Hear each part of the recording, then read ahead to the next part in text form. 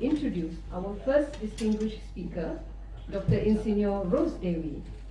Dr. Insinyur Rose Dewi is a senior lecturer in the Department of Fisheries and Marine Science at UNSUD. She completed her PhD in Marine Science and Coastal Resource Management at Diponegoro University, alongside a Master's in Biology from UNSUD. As a passionate researcher, Dr. Dewi's work explores the critical frontiers of marine algae, phytoplankton ecology, harmful algal blooms, coastal ecosystem management, and brings to our seminar a wealth of knowledge backed by years of funded field research and an impressive track record of publications in respected international journals, including Biodiversitas, Journal of Biological Diversity. Today she will be sharing her expertise through her presentation titled Diversification of Marine Algae Utilization in Indonesia. Let us give a round of applause to Dr. Rose Dewi. Assalamualaikum warahmatullahi wabarakatuh. Morning. First of all, I want to say thank you for this opportunity to be one presenter in this venue. The collaboration international seminar tripartite IIUN, UNSUD, and UT. And especially I want to say thank you for Dean Kuliah of Science IIUN, Professor Dr. Kamaruzaman Yunus, and supporting all of Deputy Dean and all of Head of Department, and especially Head of Department Marine Science, Dr. Fuad, and Head of Department Innocent, Dr. Firdaus, plus Dr. Fitri, Dr. Norma, and Dr. Norma. I am presenting our object research about diversification of the utilization of microalgae potential in Indonesia. Maybe I want to presenting this object. Why microalgae? Microalgae is a form, the foundation of the aquatic food webs. Okay, as a primary producer, converts sunlight into chemical energy, supporting aquatic food webs, produce oxygen, dissolve oxygen, and then contribute to carbon sequestration. This is aquatic food web in a marine.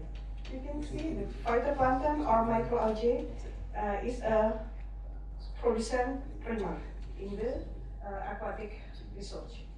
And then next. The plankton and the food webs, the microalgae is a primary producer and organism of autotroph. This is a very, very important organism in the marine food web. The practical reason, one is as a producent primer, and the reason two is the practical reason. The practical reason, the microalgae is a live feed in the marine culture. They are rich of protein, lipid, vitamin, pigment, essential fatty acid, and many etc. nutrients. And more than 40 microalgae species are widely live feed in the marine culture, such as a bivalve, fish larvae, shrimp, rotifer, copepod, and actinia. Next. And the microalgae have a value of nutrient as a protein, carbohydrate, lipid, and many etc. nutrient. And then next. This is major classes genera of macroalgae culture. They have a measure of nutrient. This is like a genus Basilorepice, and this is applied to organism like for larva mollusca, and then Artemia, and then many etc. of zooplankton and larva fish. Next. This is microalgae feeding movement. We can get microalgae in the water from natural habitat and from cultivation, or from culture. From natural habitat, we can get the microalgae with the horizontal sampling or vertical sampling in the water.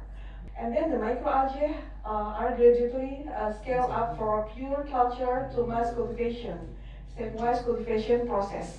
We can, very important step, preparation of culture and media, high quality inoculum, and environmental control. Microalgae as the primary producer. As an autotroph microorganism that perform photosynthesis, utilize chlorophyll, capture the energy, produce oxygen as a product of photosynthesis. CO2 plus H2O, and then can make a product carbohydrate and dissolve oxygen. Okay, this is our research about the carbohydrate. CO2 supplement cultivation of microalgae biennia can growth perform, best perform and metabolic accumulation. This our research, the effect of CO2 supplement on the growth, biomass productivity, and metabolic content of microalgae. And the result, the microalgae has a potential as biological agent for carbon capture and sustainable biomass production to support climate change and mitigation, climate change mitigation. And then next, this is our research consistently collect data using a spatial temporal approach in the same place. To observe fluctuation in macroalgae, we presented the result, the macroalgae composition of abundance as a thematic map, so that stakeholder can easy to read it. The utilization of microalgae, nutrition, from the nutrition, from the economical and ecological nutrition, with the food nutrition of feed, and the pharmaceutical, antioxidant, anti-inflammatory, and many etc. From the pigment, carotenoid, chlorophyll, and economical for gas, cosmetic, fertilizer, and biofuel. And from ecological, they are ecological. The microalgae are important plant as a primary producer, as a bioindicator pollution and aquatic productivity, and bioremediation or phytoremediation for heavy metals. And then next, first, utilization. Application microalgae, we can get the function from their pigment, chlorophyll, and carotenoid. We can optimize the result of photosynthesis like a carbohydrate and dissolved oxygen. We can treatment the light intensity. How to optimize the light intensity? We can do the treatment of light intensity. This is our observe. I measurement light intensity in the water every 10 minutes. Every 10 minutes in the water, we can measure the light intensity. And then measurement the light intensity under the water from 6 AM to 6 PM. This is the graph light intensity measured and in the water was subsequently recorded in simulator. The simulator adapts the intensity sunlight in the water to a laboratory scale, and then we can measure the abundance of microalgae periodic. Okay, pigment microalgae is a benefit of microalgae pigment for food and clothes. The chlorophyll and carotenoid phytoplankton potential to be a source antioxidant or metabolic secondary. And then how to nutrient absorption, support blood circulation, and to contribute red blood formation, help maintaining the body acid base, increase endurance, serving as energy source, immune system, and then anti-cancer, anti-inflammatory, and many etc. function. And next, this is another function utilization from the chlorophyll. We can microalgae chlorophyll A concentration for satellite image measurement. This is a concentration during a base satellite image measurement. The distribution of the abundance of microalgae can be estimated from chlorophyll concentration using the remote sensing technology with Landsat satellite imagery. And then next, in chlorophyll concentration during the based on field measurement project. We represented the microalgae composition as a thematic maps, so that the stakeholder can easily read it. This is application for chlorophyll microalgae from the Landsat satellite. Our research used the result of chlorophyll measurement for determining fishing area. So from the HABs, or harmful algae blooms. And then next, the second utilization, microalgae for sustainability biofuel production.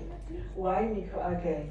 Because the microalgae high in carbohydrate and high in lipid content, fast growth, biodegradable, renewable, and CO2 carbon dioxide capture.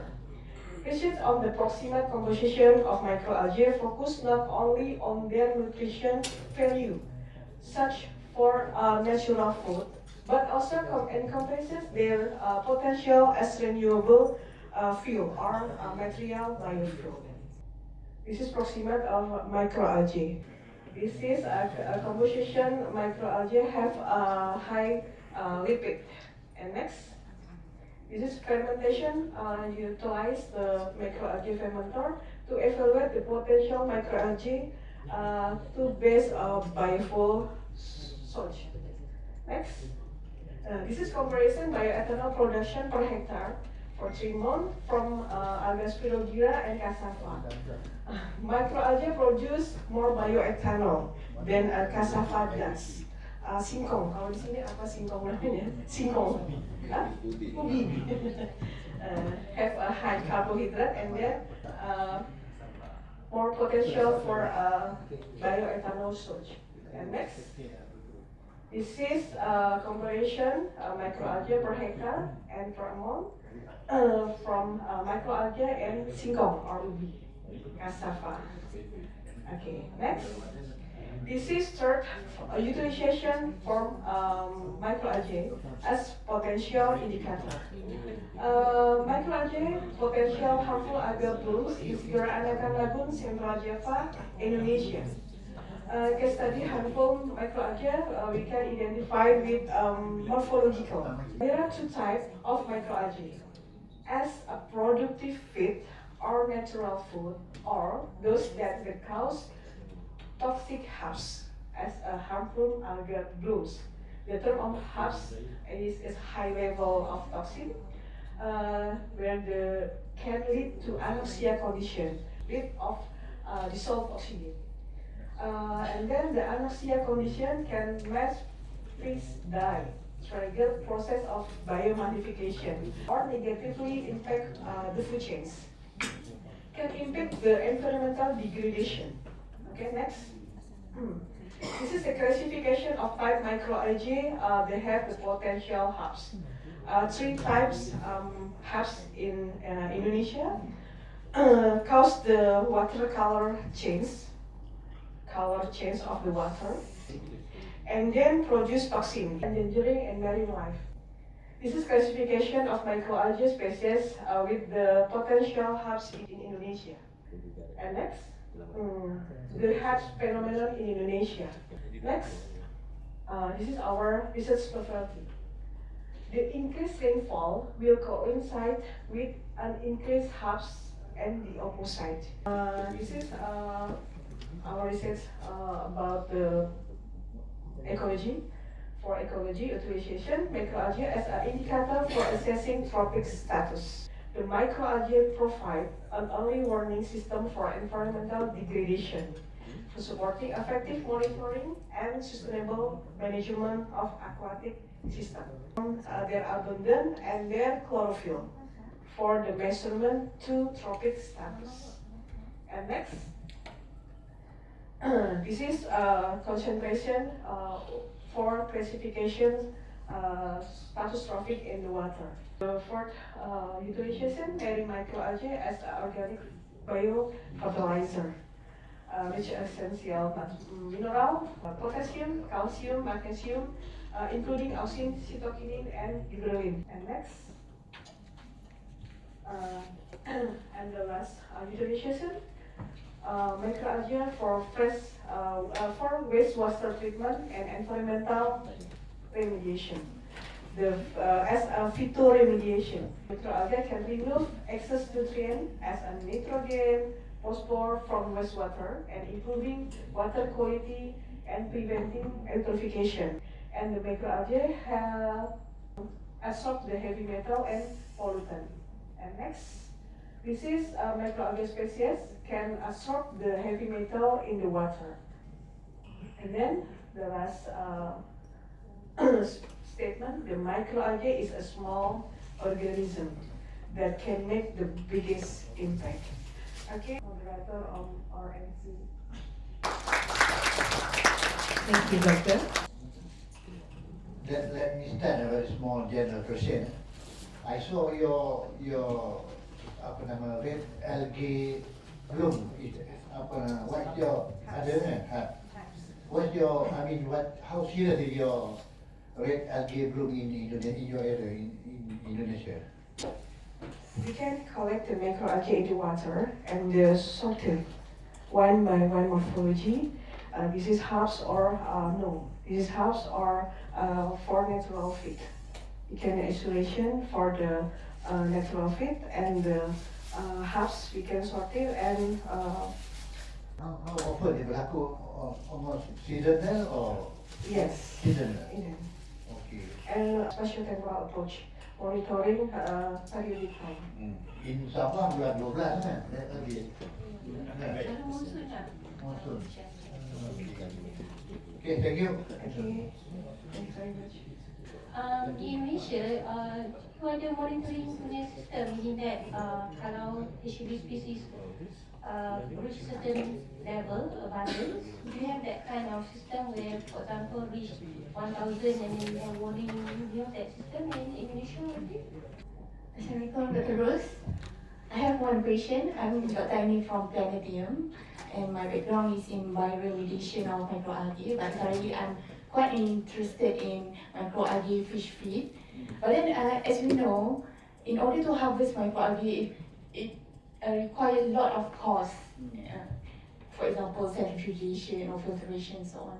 And in your opinion, what strategies or ideas do you have in order to counter these challenges? Assalamualaikum. I want to ask a small question regarding your findings. You said there is a number of findings regarding the herbs abundance with the rainfall.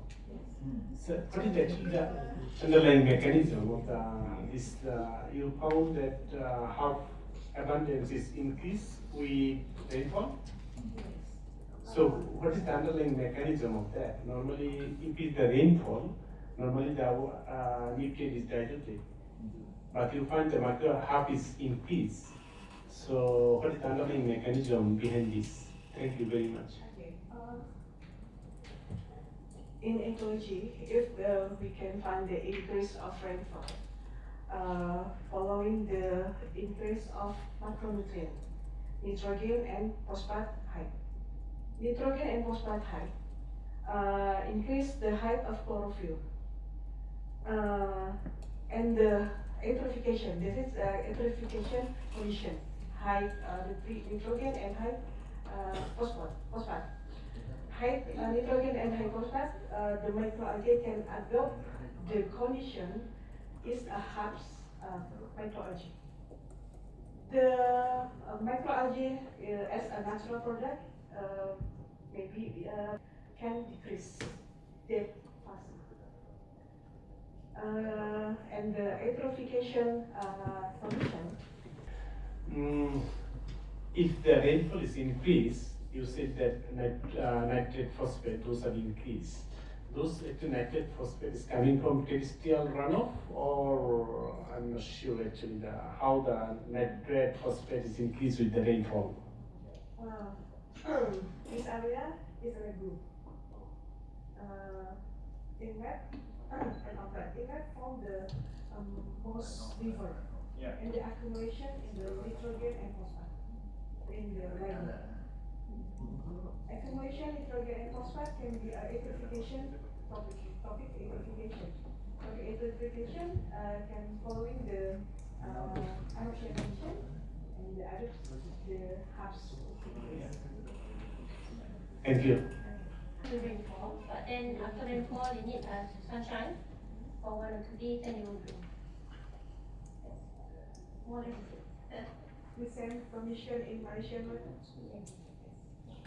So, based on your actually observation, can you conclude that it could be the rainfall effect of rainfall on abundance of microalgae or the halves? Could be the not the generalized, could be the environment specific. Let's say you study in the lagoon, maybe there is increase. Maybe the other places in the open sea, maybe not increase. So I'm not sure actually that I want your observation, your conclusion based on your study, because I'm not sure actually. Is it, can you conclude like that? If we, my understanding. It's a condition of weather that we can deliver result. Okay. Thank you. The condition of weather. This is for a lagoon. Because if anyone can also open a lagoon, actually it's very interesting places to have research. Okay, we come. Okay. With my I think my area. Research together. because it's enclosed and then Yeah. it's high land. Yeah, here. We have a barrier, but with Nusa Kambangan Island. Oh.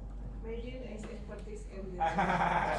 Nusa Kambangan or Segaranakan Lagoon. I can Yeah. probably that's still. I think I don't know. Like, Runoff and flushing. Flushing, Yeah. because directly into the ocean. And then accumulation in the lagoon. Always application. Yeah. Yeah. Maybe one more question based on the discussion. So you see the nitrate and phosphate actually sometimes in many environment is actually limiting of nitrogen. Like freshwater environment is limiting of phosphorus, right? Normally. So it's generated. So in your case actually, did you find that both of these are the limiting factor, the nitrate and phosphate for the half species, or only the nitrogen or phosphorus? Nitrogen, phosphate, and then many essential like and then potassium is a heavy metal. Heavy metal high. Increase heavy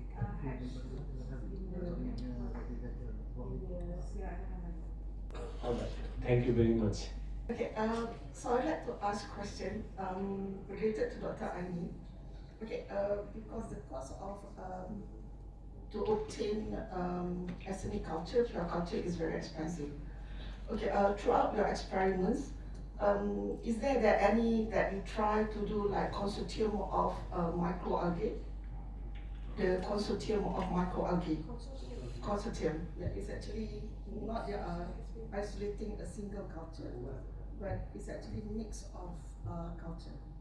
Okay. So for your bioremediation or for your whatever application, have you tried like not to obtain like a single culture, a single cell culture, but it's actually a mix of different type of culture. Then as a food, as a bioethanol, and the mainly initiation from the one culture. Maybe there's no more question. Okay. Thank you once again, Doctor. Brothers and sisters, climate change continues to reshape our marine ecosystem, making today's next topic especially timely.